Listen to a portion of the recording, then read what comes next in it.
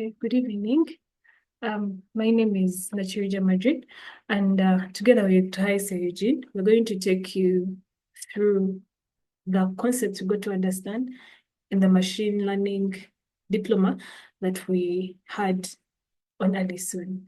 And personally, I'm going to take you through module 1, 2, and 3. Well, I'm going to start with the introduction because module 1 talks about the introduction, module 2 talks about the k-nearest neighbors, and module 3 talks about decision trees. Well, starting with the basics, we start with the definition of machine learning. Machine learning is the field of study that gives the computer the ability to learn without explicitly programmed. Well, a basic way you can explain this to someone who has no idea about this is that machine learning is more of a computer that learns from experience. But in this case, the experience is not human experience, like how a child learns from experience. That's a human experience, that it will learn how to talk, learn how to walk through experience. This time around, a computer learns from the experience, which is data.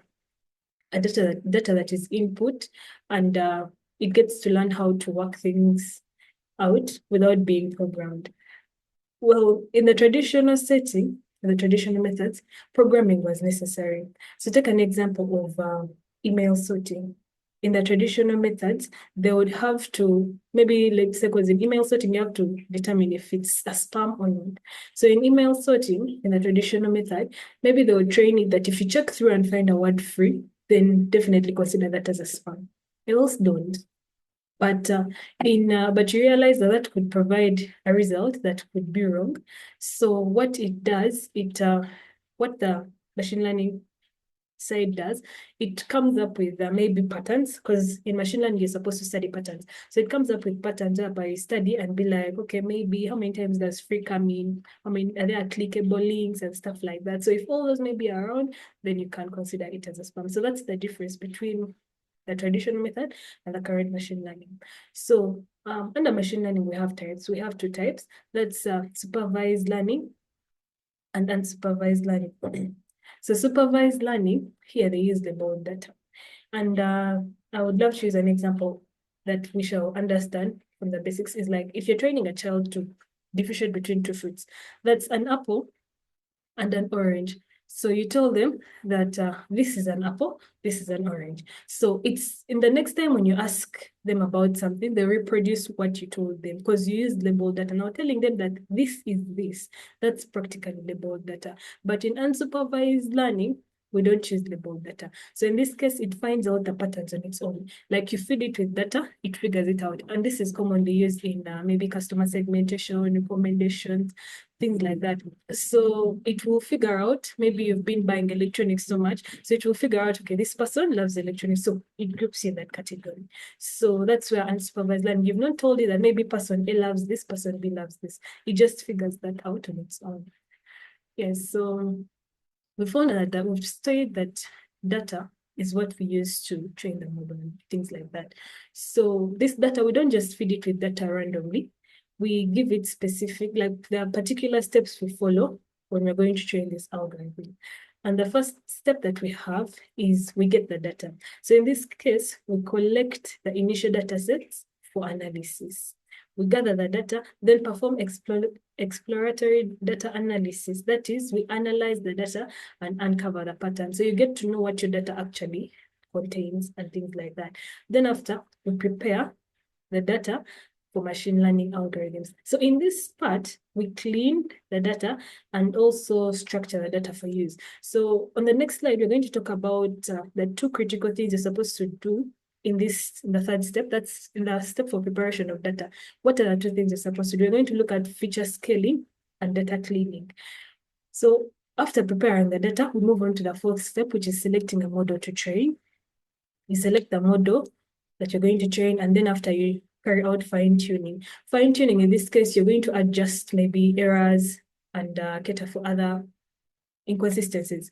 You cater for that. Then after fine-tuning, you then present your solution to the stakeholders.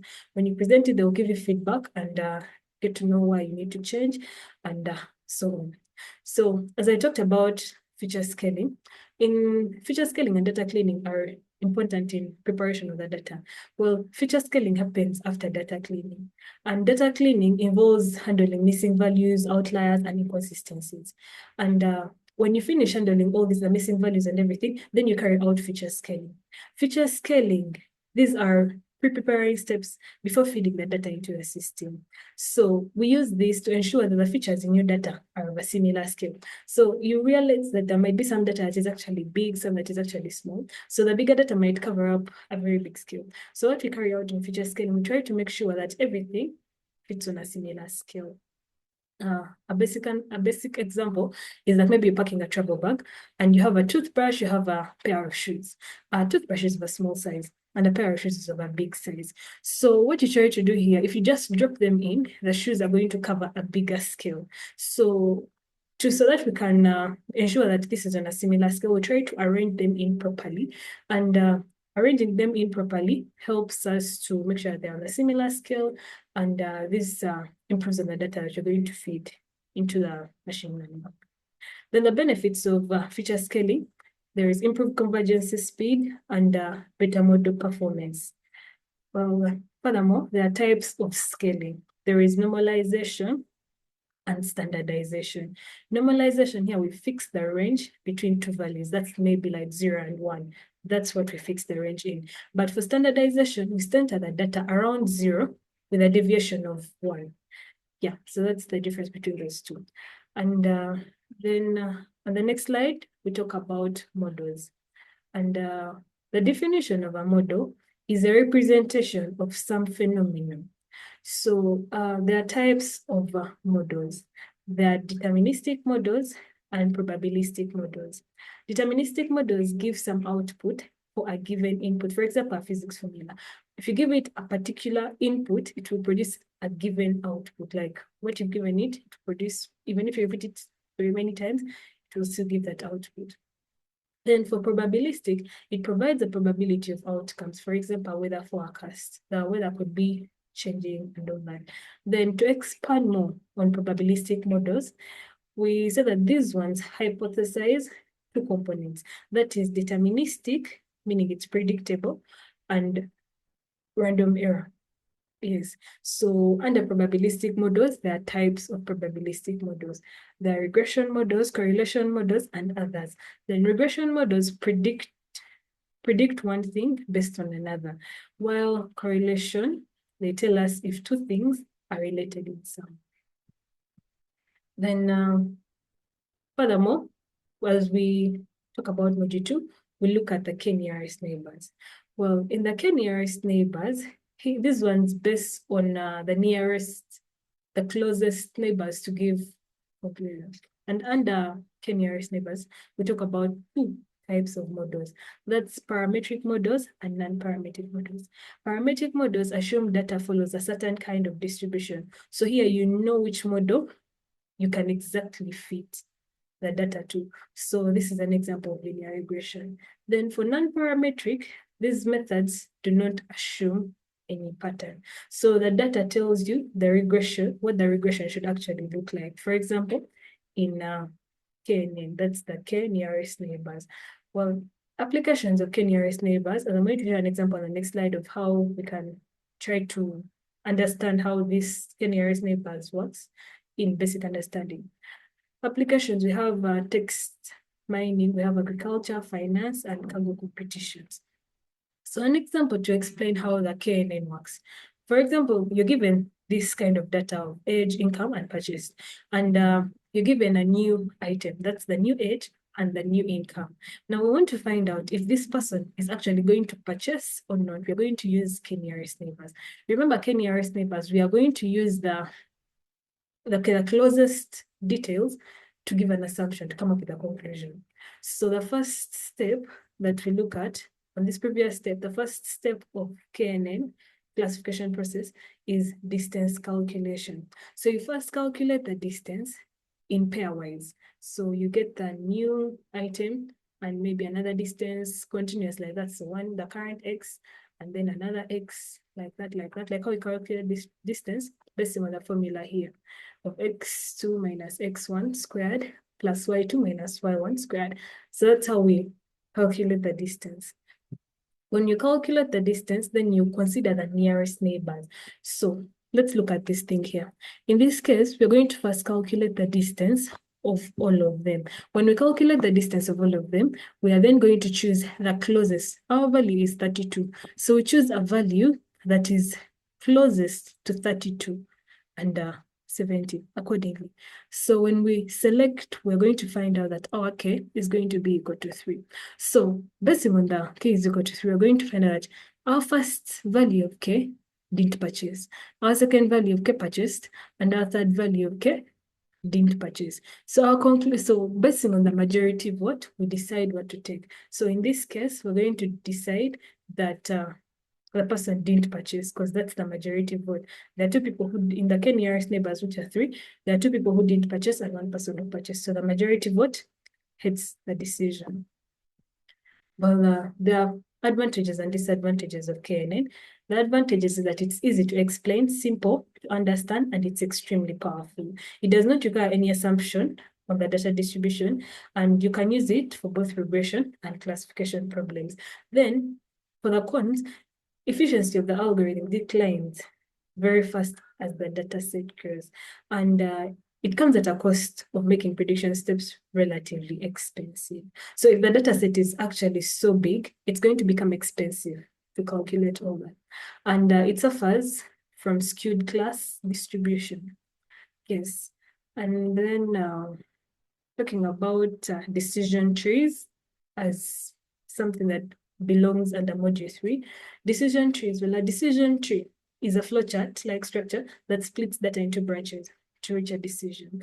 And it has components that has a root node, that's a starting point. It has an internal node, which are the decision points, and it has leaf nodes, which are the final outcomes. And the implementation of this involves choosing the best split based on the criteria of Gini impurity and entropy. So Gini impurity is just to evaluate how often, and randomly chosen element would incorrectly be classified if it were randomly labeled according to the distribution of the labels. So in this case, Gini impurity, you're going to find out that it chooses a particular formula, and its index values intervals are between 0 and 0.5, while the interval of entropy is between 0 and 1. And we say that Gini impurities is a specific formula, and the formula is what is actually shown below there. And then the advantages and disadvantages of Gini impurity. And the advantages are that it's easy to interpret and visualize. It has no assumptions about distribution because of the non-parametric nature of the algorithm. It requires fewer data preprocessing from the user, and it can be used for feature engineering. Then the demerit is that it's sensitive to noisy data, it's biased with imbalanced data sets, and so on and so forth. Well, the last point I'm going to talk about is pruning and gain ratio. Well, pruning is reducing the size avoid overfitting. So pruning happens under decision phase. You try to reduce the tree size so that you avoid overfitting. We have pre-pruning and post-pruning. Pre-pruning, we stop this earlier, so it's done at the beginning. Then post-pruning, we remove the nodes after the tree has been created. And gain ratio is a technique that adjusts information gain by considering split information, helping to handle bias in future selection. Yes, so that's all I had to share with you. I'll hand over to my partner to take you through the other modules. Thank you. Good afternoon. My name is Twice Eugene, and I'm going to be taking you through ensemble learning and random forests. So, ensemble learning is basically a concept that deals with combining multiple models to produce a stronger and more robust prediction. So, basically, to explain further why we use it, there is a concept called bias variance trade-off. So basically what happens is bias measures the average difference between predicted values and the true values. So as the bias increases, the model predicts less accurately on the training dataset. Then variance measures the difference between predictions across various realizations of the model. So as the variance increases, the model predicts also less accurately on data that it is not seeing.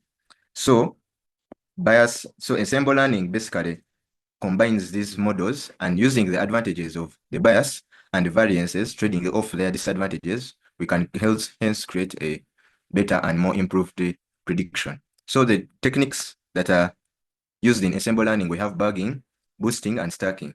So to first explain bugging, which is also called bootstrap aggregating, this is where models are trained independently on different subsets of data.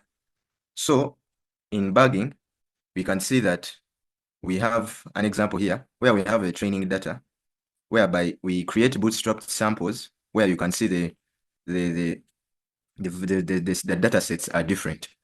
So one sample is sent to a base learner, another sample is sent to another base learner, and the third one is also sent to another base learner. So with each individual prediction, we can create an ensemble average of all the predictions, and then we come up with a final prediction.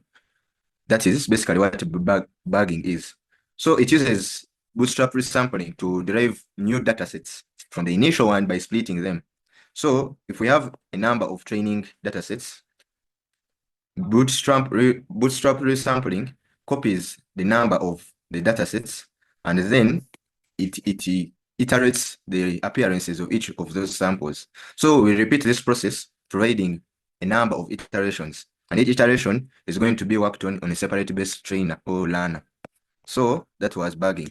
Then the next one is boosting. So boosting, basically, the model is trained sequentially with each one learning that takes place from the mistake of the previous model. So as we can see from this second example, the second diagram, we have training data that is put into one model. So if one model gives us incorrect predictions, that prediction is going to be used as weighting data to put in the next model. So it is used in the form of a chain whereby the incorrect of the previous sequence is put as weighted data in this model, and it is iterated through until we come up with the most correct prediction. And through each sequence, as the sequences go, the predictions will keep reducing. So the predictions will keep on reducing until we come up with the most correct prediction. So in boosting, usually we have adaptive boosting, or what we call AdaBoost, and the gradient boosting. So AdaBoost weighs the model errors. AdaBoost weighs the model errors. When it is creating the iteration of the dataset for training the next learner, the AdaBoost adds weight to the previous learner's samples which are misinterpreted. So we are telling the next learner to prioritize those misclassified samples. Then in gradient boosting, we're using residual errors when training the new learners. Rather than using a weight for the samples, it uses residual errors from a previous model to set a target prediction for the next model. So it tries to close the gap of the error left by one model. So from ensemble learning, that's when we come to random forests.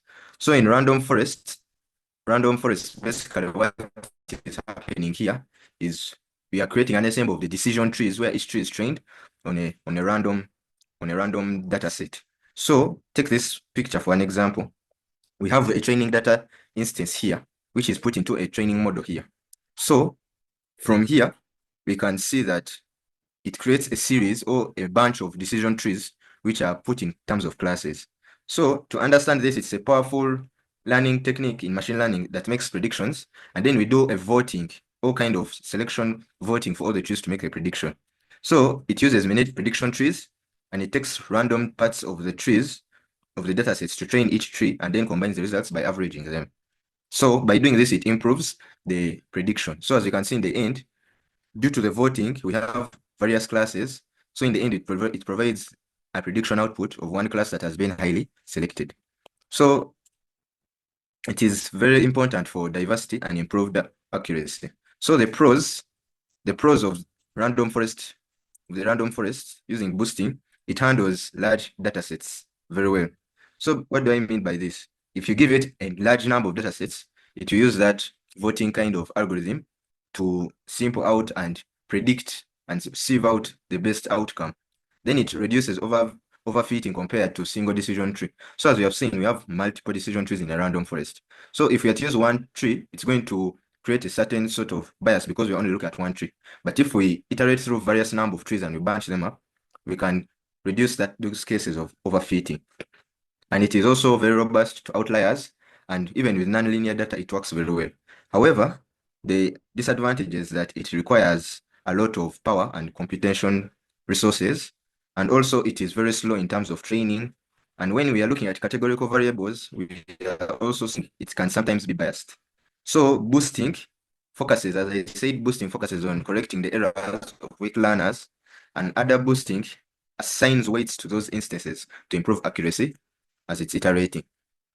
Then we are going to talk about support vector machines. So support vector machines is a powerful classification algorithm that finds the optimal separation, separating hyperplane between classes.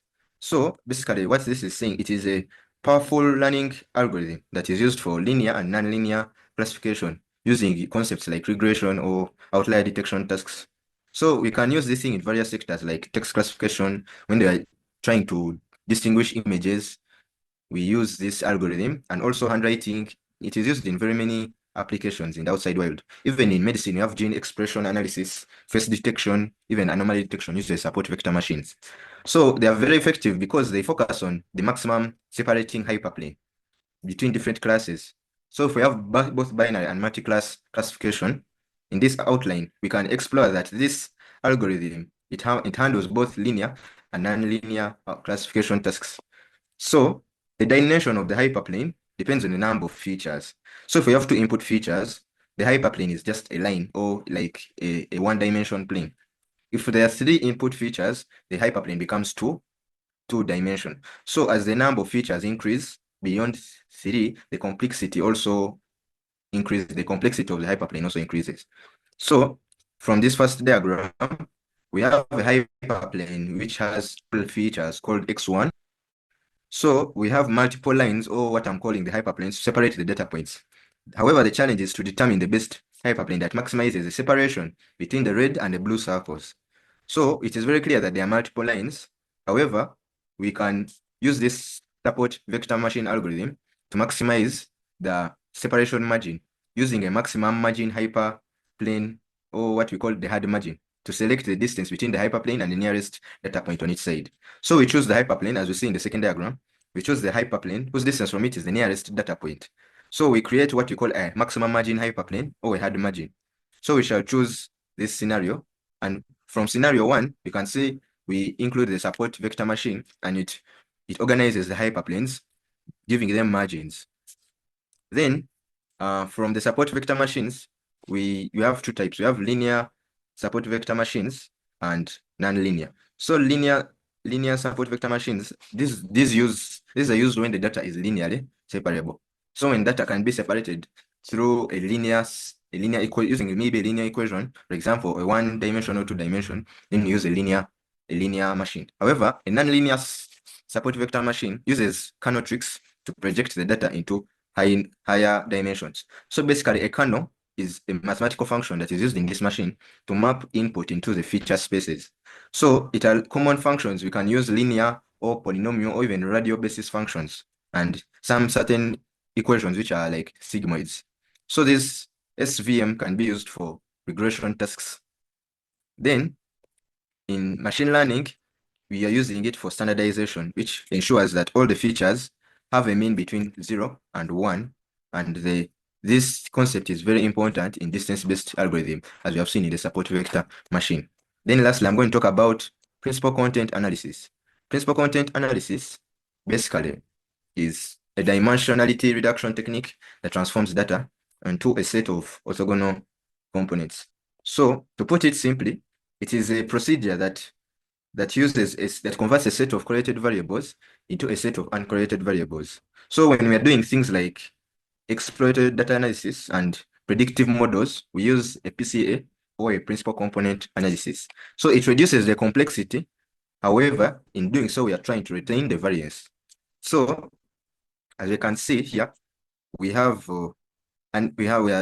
trying to create a two-dimensional field, giving us area and radiance. So when we have a principal component, we are trying to reduce this two-dimension into one dimension here.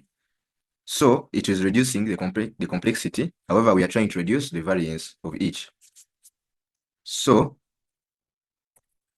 in other words, the PCA is very important because we use certain techniques and we use standardization. First of all, we first standardize, as we see, like how we used to do standardization in A-level, in probability and statistics. We create a standard deviation between 0 and 1. So when it's done, we create a covariance between, that measures the strength between two variables. So when the covariance is positive, it can be negative, or it can be 0, meaning there's no direct relation.